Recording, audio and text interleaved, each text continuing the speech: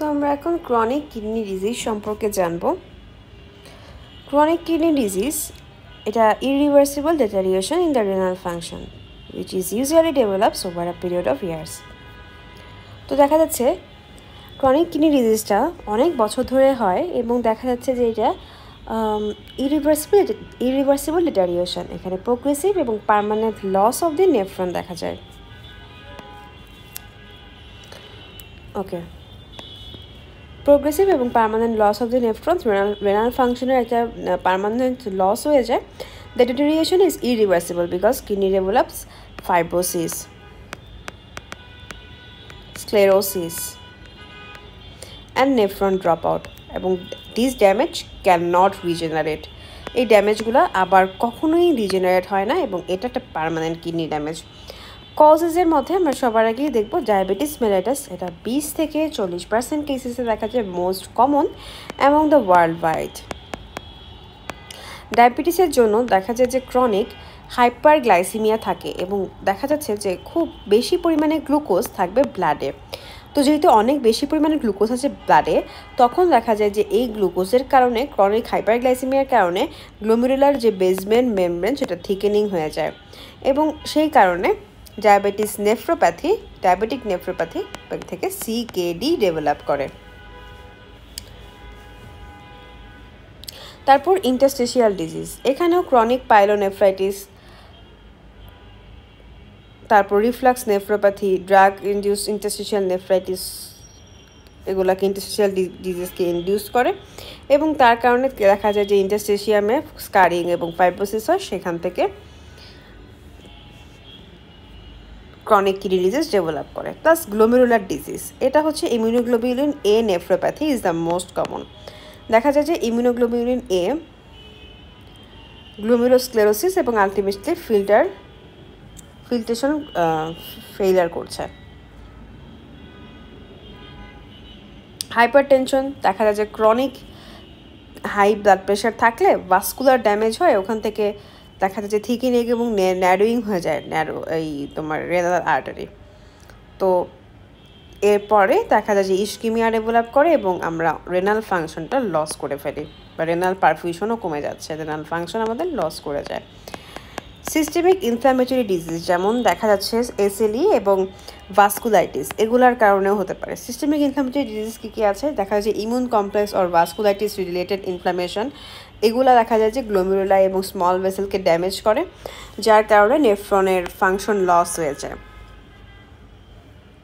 তো এগুলাতে দেখা যায় যে SLE এবং ভাস্কুলাইটিস, SLEতে অটো অ্যান্টিবডি তৈরি হয় এবং এই অটো অ্যান্টিবডিটা যে কমপ্লেক্সটা ফর্মেশন করে সেটার কারণে আলটিমেটলি দেখা যায় যে গ্লোমেরুলাই এবং ভেসেলকে ড্যামেজ হচ্ছে। কনজেনিটাল এবং ইনহেরিটেড, আমরা যদি পলিসিস্টিক কিডনি ডিজিজে দেখি যে এখানে হচ্ছে সিস্ট অ্যাপিয়ার করে এবং সিস্টটা যখন দেখা যায় যে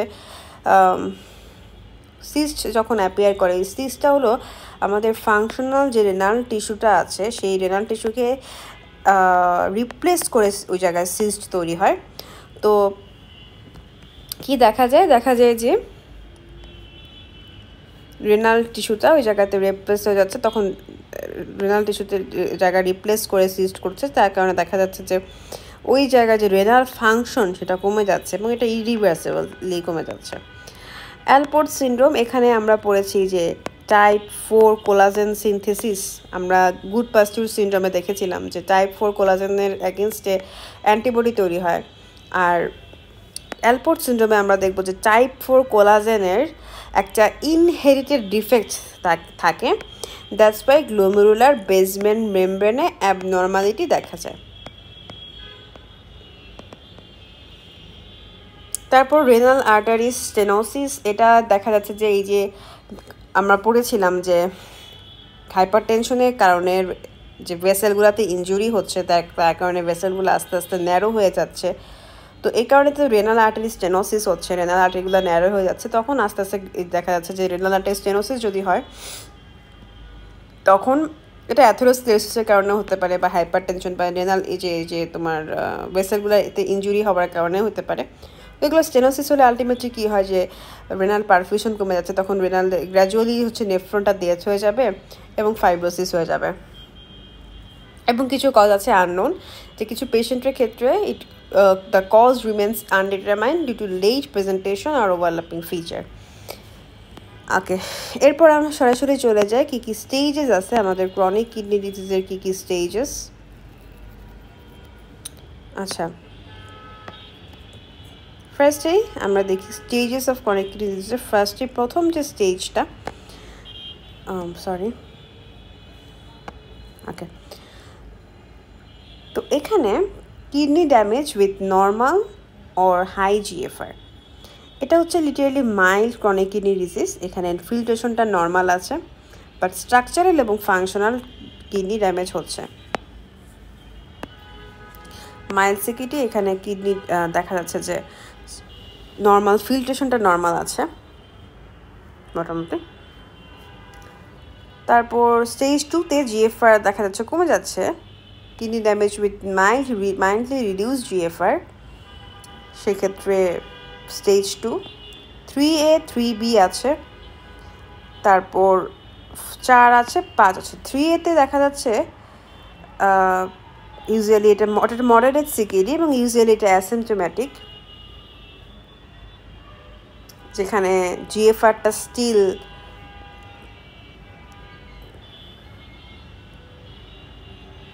আচ্ছা, আমরা 3A-তে আসি, এটা অ্যাসিমটোমেটিক কারণ জিএফআরটা মডারেটলি রিডিউস হয়েছে। May start to see early changes in labs, মানে রাইজিং ক্রিয়েটিনিন থাকতে পারে, বাট স্টিল ক্লিনিক্যালি এটা সাইলেন্ট আছে। স্টেজ 3B-তে আমরা দেখতে পারবো যে এখানে জিএফআর যেটা সেটা 30 থেকে 44 ml পার মিনিট, এবং এখানে যে অ্যানিমিয়া অ্যাপিয়ার করে। তাহলে যদি 3B হয় তাহলে এখানে অ্যানিমিয়া অ্যাপিয়ার করবে। Why erythropoietin production begins to manifest as normocytic normochromic anemia, still slow progression in many patient। তো 3B-তে আমি অ্যানিমিয়া প্রেজেন্ট করবে, আর এই পর্যন্ত যতগুলো আছে সব অ্যাসিমটোমেটিক। 1, 2, 3A সবগুলো অ্যাসিমটোমেটিক। 3B-তে আসছে অ্যানিমিয়া প্রেজেন্ট করবে, এবং 4টা হচ্ছে আমাদের সিভিয়ার। তাহলে 1 ছিল মাইল্ড, 3টা হচ্ছে মডারেট, আর 4টা সিভিয়ার।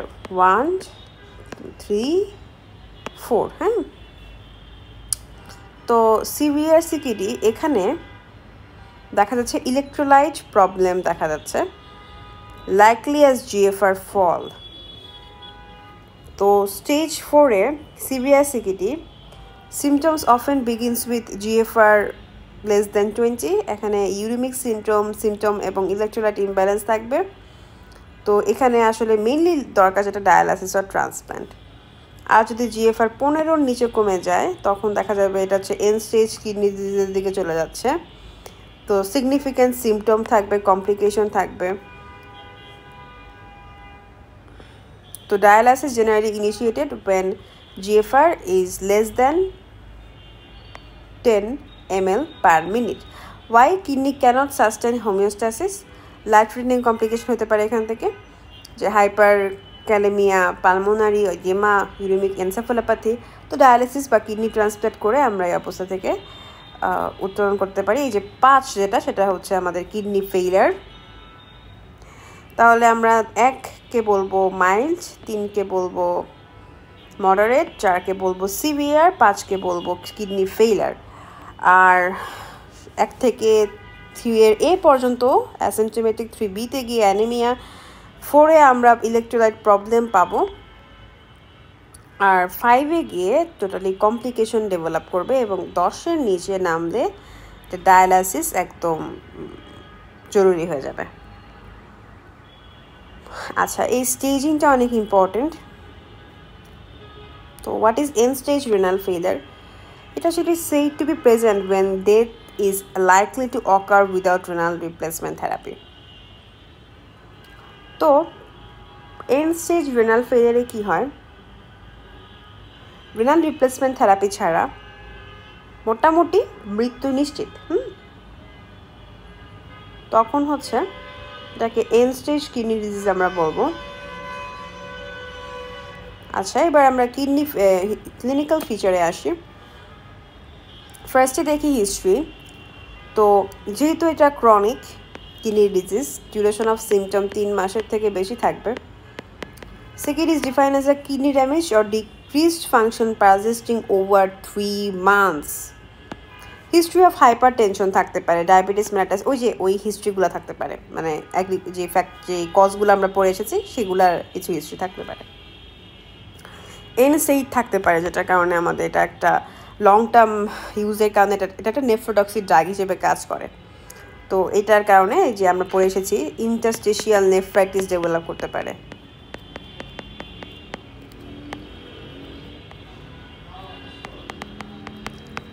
তো family history of the renal disease, সেক্ষেত্রে দেখা যায় যে polycystic kidney disease can predispose individual to CKD. Genetic কন্ডিশনে যে পলিসিস্টিক কিডনি ডিজিজ একটা genetic conditional disease. History of the chemotherapy or multi system disease, দেখা যায় যে যদি এসিডি থাকে তখন গ্লোমেরুলার ড্যামেজের একটা চান্সেস থাকে। তারপর দেখা যায় যে certain chemotherapeutic agent glomerular damage করতে পারে। এই তো এগুলার হিস্ট্রি আছে নাকি আমরা নিয়ে নিব। তারপর দেখো সিমটমের মধ্যে আমরা হচ্ছে কিছু অ্যাসিমটোমেটিক থাকতে পারে until GFR false below 30 ml/min। তো এই দেখো আমরা এই পর্যন্ত যে 30 আগ পর্যন্ত পুরাটাই যে 1 2 3 এ পর্যন্ত টোটালি অ্যাসিমটোমেটিক কিন্তু পেয়েছি। তারপর দেখা যায় যে early CKD often lacks symptom, signs typically emerge in advanced stage, যেটা আমরা এই ছক থেকে দেখেছি।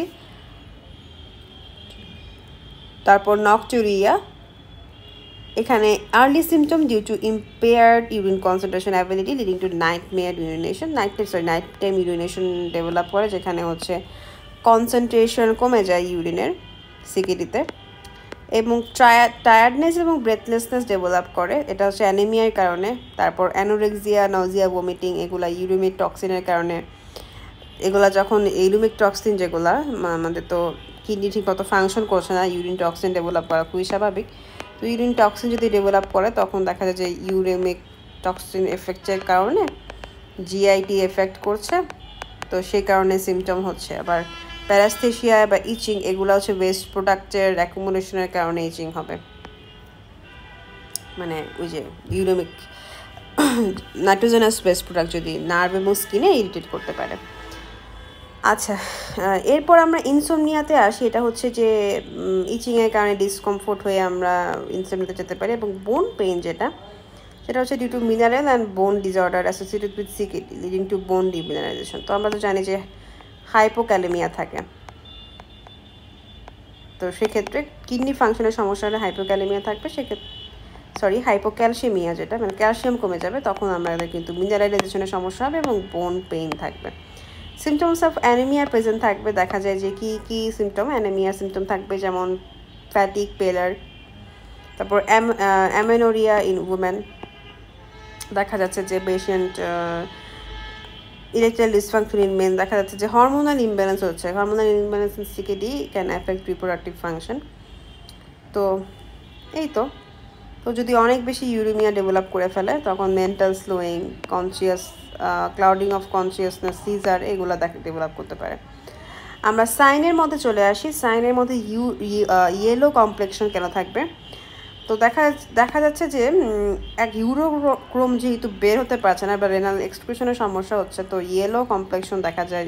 ইউরোক্রোম accumulation imparts yellow type skin tone. হ্যাঁ, অ্যানিমিয়া হচ্ছে পেলার ডেভেলপ করবে যেহেতু হিমোগ্লোবিন লেভেল কমে যাচ্ছে।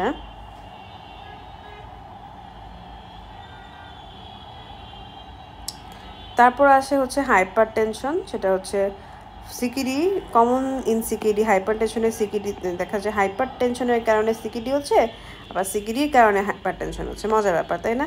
তো common in CKD due to fluid retention and RAAS activation. আমরা জানি যে রেনিন অ্যানজিওটেনসিন অ্যালোস্টেরন সিস্টেম যখন অ্যাক্টিভেট হয় তখন দেখা যায় যে হাইপার টেনশন ডেভেলপ করে, ফ্লুইড রিটেনশন শুরু হয়ে যায়, তাই না?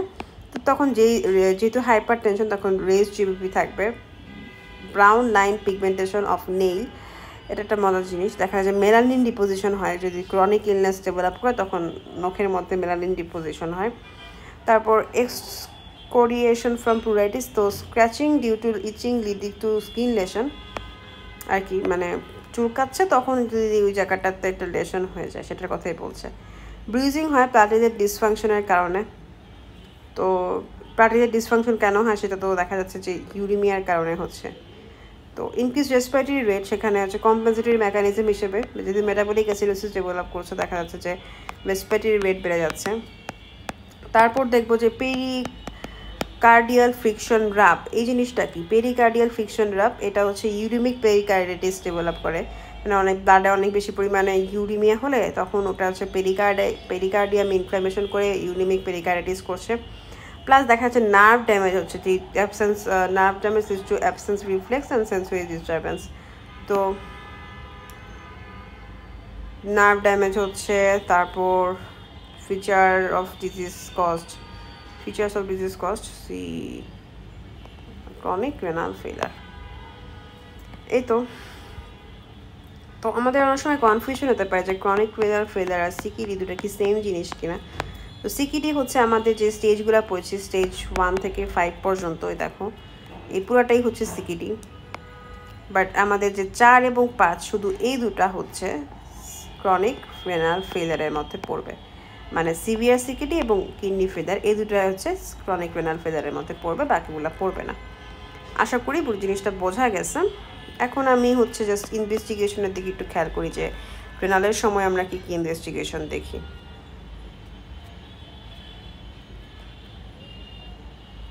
আচ্ছা, ইনভেস্টিগেশনে আমরা দেখবো যে ব্লাড, ইউরিয়া এবং ক্রিয়েটিনিন টেস্ট করবো, যে রেনাল ফাংশনাল টেস্ট হিসেবে যে কিডনি ভালো মতো মানে elevates the level indicate reduce kidney function.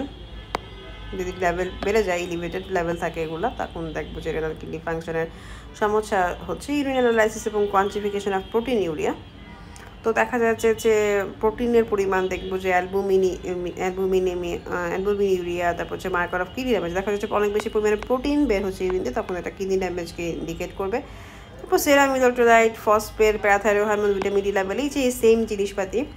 Serum albumin দেখবো যদি ইউরিন দিয়ে বেশি পরিমাণে বের হয়ে যায় তখন সেরামে অ্যালবুমিনের পরিমাণ কমে যাবে।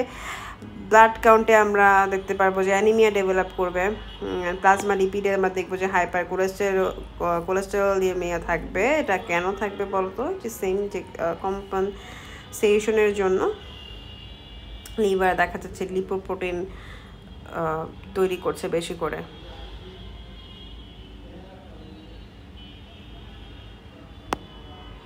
তো এই তো মোটামুটি এখান থেকে ট্রিটমেন্ট। তারপর যদি দেখি যে ফ্লুইড ব্যালেন্স করব, vitamin D, lipid lowering therapy, বা যা যা কমপ্লিকেশন হচ্ছে সেইগুলোর হচ্ছে ম্যানেজমেন্ট হিসেবে এগুলো করতে হবে। প্রিন্সিপাল অফ দ্য ট্রিটমেন্ট যদি দেখি, এখানে আমি যে ট্রিটমেন্টের ফার্স্টেই করতে হবে যে আমাদের identification and treatment of underlying কজের আইডেন্টিফিকেশন করতে হবে। তো prevent or slow further renal damage, সেটা রেনাল প্রোটেকশন দিতে হবে। তারপর দেখবো যে limiting the complication of the CKD, এগুলো রেনাল রিপ্লেসমেন্ট থেরাপি যদি ইন্ডিকেশন থাকে। ওকে, তো reversible fracture of the chronic renal ফেলার,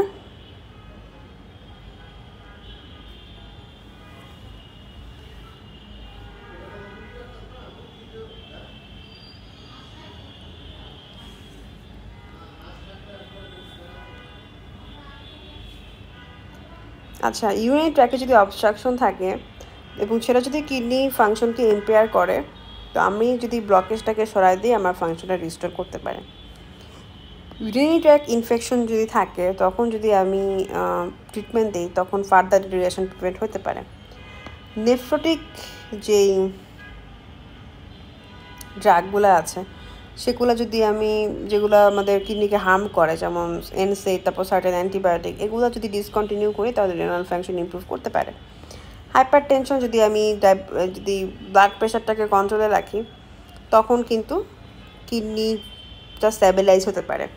সল্ট এবং বাটার ডিপ্রেশন, যদি ডিহাইড্রেশনটাকে রিডিউস করি তখন কিডনি ফাংশন দেখা যাচ্ছে যে ডিহাইড্রেশন যদি আমি রিডিউস করি তখন দেখা যাচ্ছে যে কিডনি পারফিউশন বাড়ছে। তো তখন কিন্তু আমাদের ইজিলি দেখা যাচ্ছে যে কিডনি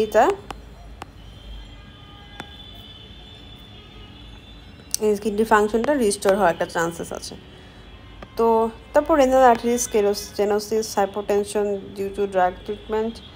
তো এগুলা দেখো যে conditions like renal artery sclerosis or heart failure decrease blood flow to the kidney. তো এগুলা হচ্ছে ঠিক করলে আমাদের ফাংশন কিন্তু ঠিক হয়ে যাবে, বা পোর কার্ডিয়াক ফাংশনটাকেও ঠিক করলে দেখা যাবে যে কিডনি ভালোর দিকে যেতে পারে। তো মেনলি কী কী কমপ্লিকেশন হয় ক্রনিক কিডনি ডিজিজের? অ্যানিমিয়া, যেটা হচ্ছে আমি আগেই বলেছি যে ইরাইথ্রোপয়েটিন প্রোডাকশন একটা সমস্যা হয়, ইরাইথ্রোপয়েটিন প্রোডাকশন হয় না by disease kidneys. Erythropoietin stimulate cell production in the, আমরা জানি তো ইরাইথ্রোপয়েটিন হরমোনের কাজটা যে বোন ম্যারোতে গিয়ে সে blood cell, red blood cell production করায়। তো হাইপার টেনশন, এটা হচ্ছে যে দেখা যাচ্ছে যে যেহেতু এখানে দেখা যাচ্ছে যে রেনিন অ্যাঞ্জিওটেনসিন অ্যান্ডোস্টেরন সিস্টেমটা অ্যাক্টিভেট করার কারণে এবং সিম্প্যাথেটিক ওভার অ্যাক্টিভিটির কারণে হাইপার টেনশন। এরপরে যে সেম একই জিনিস বোন ডিজিজ, মেটাবলিক অ্যাবনর্মালিটি। তারপর সিভিএস এর ক্ষেত্রে দেখো কীভাবে হচ্ছে। CKD is the major risk for cardiovascular disease, causing left ventricular hypertrophy, heart failure, myocardial infarction, or stroke. These are the leading causes of the mortality in CKD.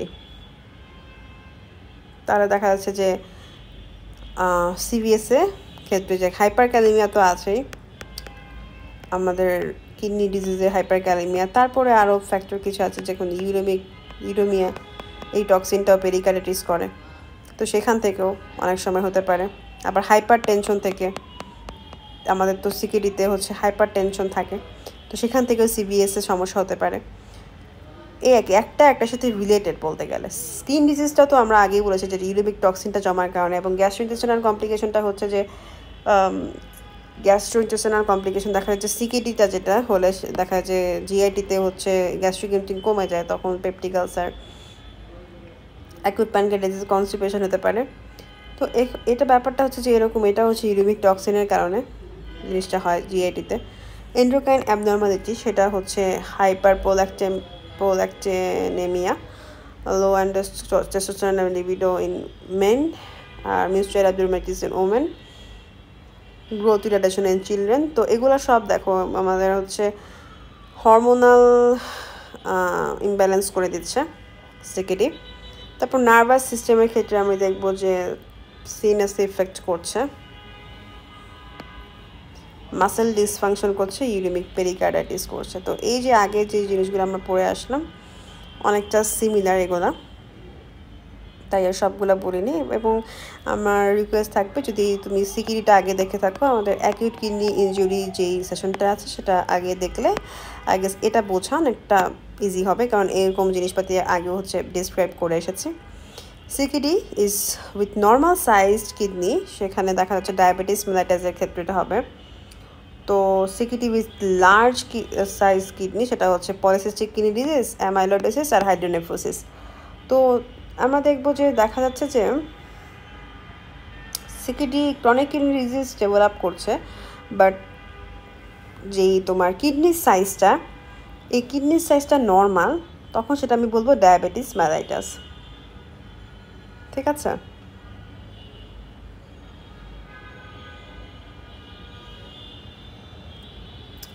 সেটা হচ্ছে diabetes মেলাইটাসের কারণে হতে পারে।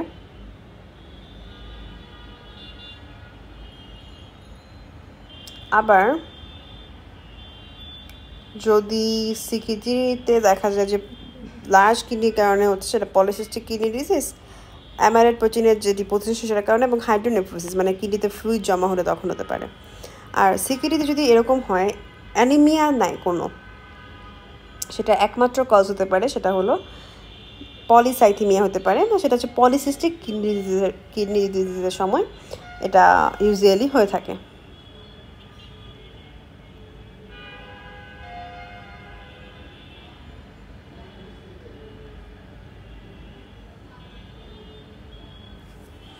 আচ্ছা, what is the target of blood pressure in chronic renal failure? এটা হচ্ছে যে 130/80 millimetre of mercury pressure. আর প্রোটিনিউরিয়া যদি থাকে তাহলে আমাদের হচ্ছে যে প্রোটিনিউরিয়া 1 গ্রাম পার ডে থেকে বেশি যদি হয় তখন হচ্ছে 125/75 মিলিমিটার অফ মার্কারি, এটা হচ্ছে টার্গেট বিপি। তো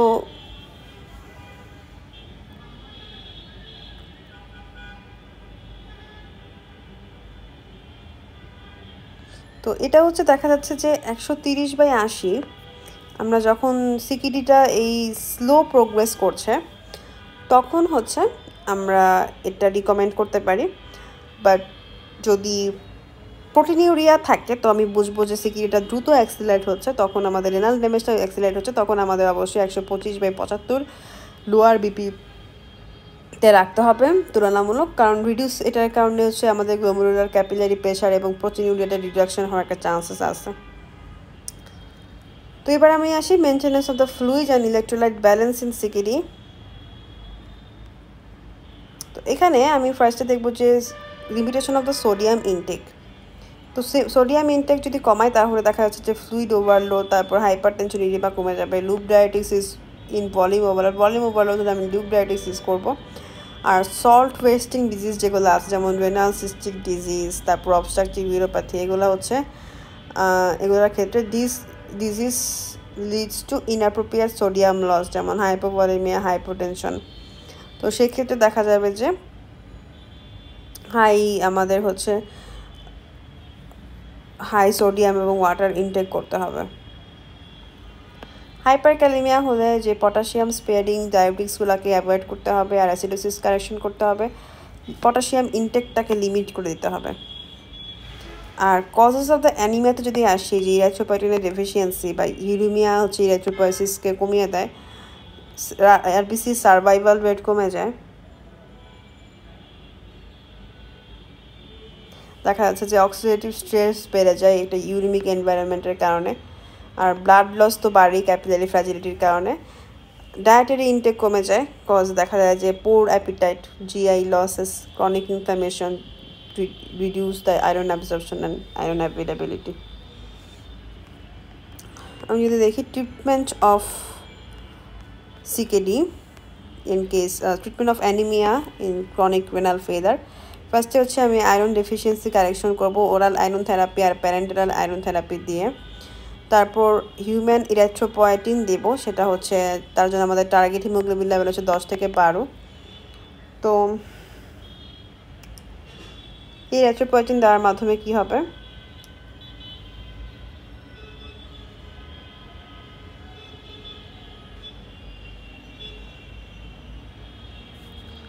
আচ্ছা ইরিথ্রোপয়েটিন দেওয়ার কারণে দেখা যাচ্ছে রেড ব্লাড সেল প্রোডাকশন বেড়ে যাচ্ছে। আর ব্লাড ট্রান্সফিউশন করব, সেম দেখা যাচ্ছে যে যদি হাইপোক্সিয়া হয় অথবা হার্ট ফেলার থাকে তখন আমরা হচ্ছে এখানে ব্লাড ট্রান্সফিউশন করব। তো রেনাল অস্টিওডিস্ট্রফি এখানে বোন ডিজিজ ডিউ টু সিকিডি হচ্ছে। তো ইট ইনক্লুডস 4 টাইপ, যেটা হচ্ছে অস্টিওম্যালাইশিয়া, তারপর পড়লাম যে অস্টিওপোরোসিস, অস্টিওস্ক্লেরোসিস, আর একটা হচ্ছে অস্টাইটিস ফাইব্রোসা, যেটাকে বলা হয় থাকে সেকেন্ডারি হাইপোপ্যারাথাইরয়েড বোন ডিজিজ। এখানে হাই বোন টার্নওভার হয় due to excess parathyroid hormone. তো দেখো যে আমাদের pathogenesis of the renal osteodystrophy যদি একটু দেখি, যে রেনালে যে দেখা যাচ্ছে যে রেনালের প্রোডাকশন কমে যাচ্ছে, যে ডিক্রিজড 125 ডিহাইড্রোসি ক্যালসিফার যদি কমে যায় তখন মিনারেলাইজেশন কমে যায়, তখন বোন বেশি পরিমাণে রিজর্পশন হচ্ছে। তো সেই ক্ষেত্রে হতে পারে আবার। তো এখানে দেখো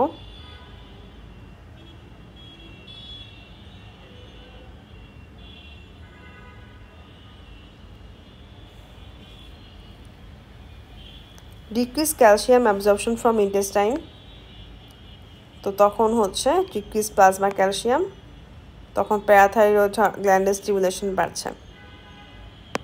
তো দেখো ইম্পেয়ার্ড মিনারেলাইজেশন কেন হচ্ছে, এটা তো আগেই বলেছি যে ক্যালসিয়াম কমে যাওয়ার কারণে আমাদের মিনারেলাইজেশন কমে যাচ্ছে, প্লাস ক্যালসিয়াম অ্যাবজর্পশন কমে যাচ্ছে ইন্টেস্টাইন থেকে, কারণ আমাদের তো হচ্ছে জিএটিতে ইফেক্ট পড়ছে কিডনি ডিজিজের কারণে, যেটা আগেই পড়ে আসে আমাদের।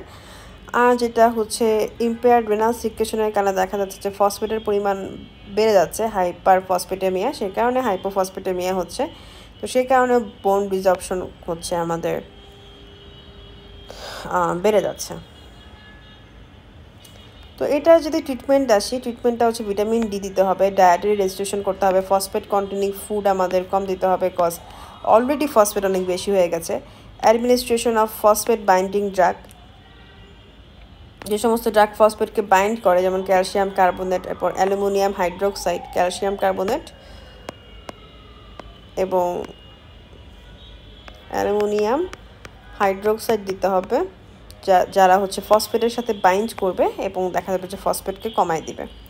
তো myopathy occurs in CRF because এখানে মায়োপ্যাথি কেন কেন হয় যেটা আমরা এখন একটু বলবো, যে যেহেতু নিউট্রিশনটা পোর,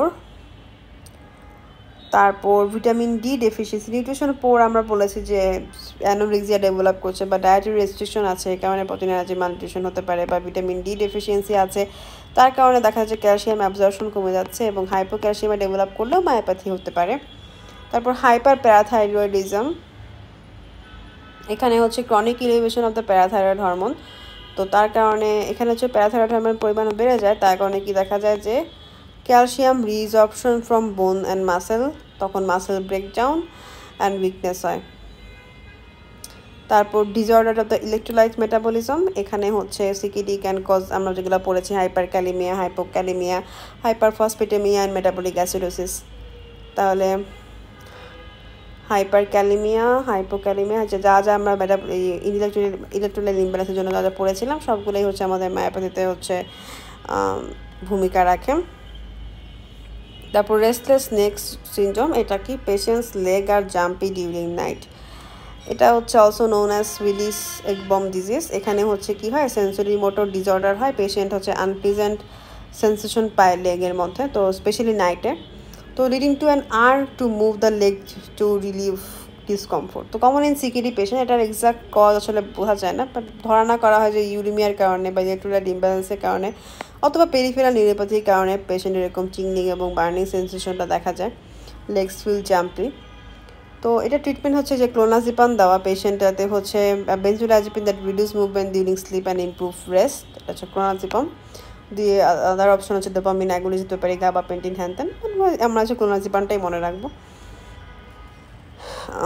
তো এই ছিল মোটামুটি ক্রনিক কিডনি ডিজিজ। আশা করি তোমরা প্রত্যেকটা লাইন এখানে রিলেট করতে পেরেছো এবং বুঝতে পেরেছো, যদি কোনো কিছু আনক্লিয়ার থাকে বলতে পারো, এই আর কি।